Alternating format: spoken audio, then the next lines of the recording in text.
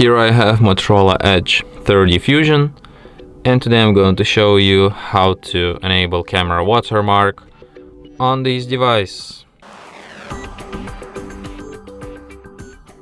So firstly you have to open camera, then you have to tap on the gear icon to access its settings, go to the photos section and then to the watermark.